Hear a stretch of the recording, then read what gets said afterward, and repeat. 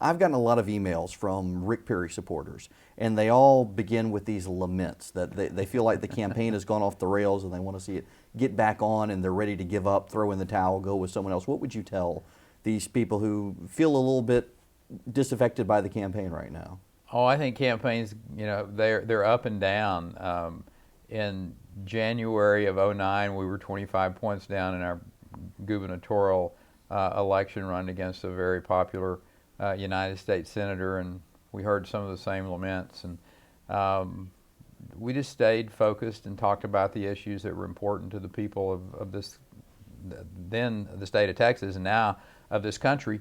And one thing folks need to remember is, we've only been in this thing about 10 weeks when we laid out our first major jobs plan, and then 2 weeks later, a very, very powerful flat tax plan.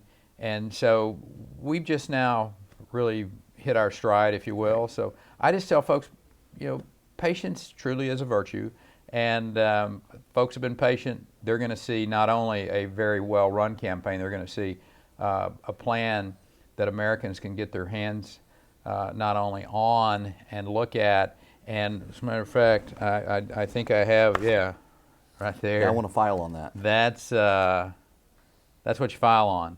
20% taxes. You get to take your mortgage deduction, your charitable exemptions off. You take off your local taxes, 20% of that, send it in.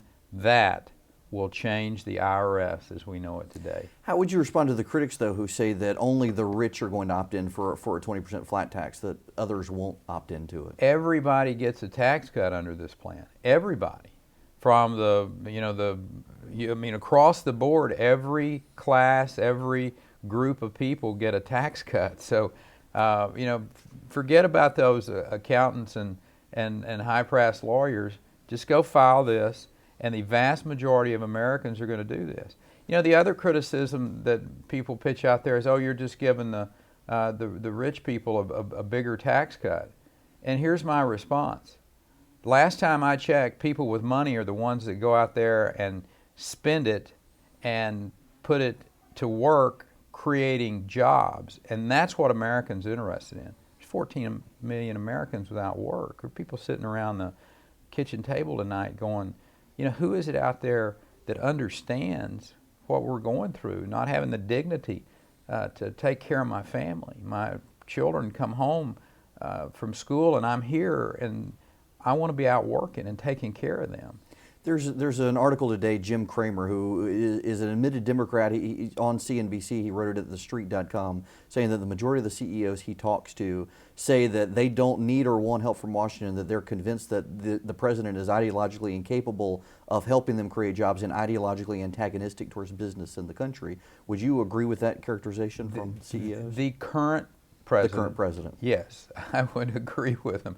A president can do two things very powerfully. He can help create an environment, because that's what I've done as the governor of the state of Texas over the last 10 years. Government doesn't create jobs. I don't walk around and tell people, say, I created X numbers of jobs in the state of Texas. I tell people that I was engaged with a legislature and understand instinctively that government doesn't create jobs, but government can create an environment where those entrepreneurs know they can risk their capital and have a chance to have a return on investment. That's what the President of the United States needs to do and needs to understand. This president, I don't think, really understands the principles of true free market economics. I think he believes those group of whiz kids around him who maybe in a classroom at Princeton were taught that John Maynard Keynes' economic theories work in a laboratory. They don't work in the real world. And we've seen it twice be a debacle. Back with Franklin Roosevelt and now with this president. I mean, Senator DeMint said it almost perfectly when he said, are you better off today than you were $4 trillion ago?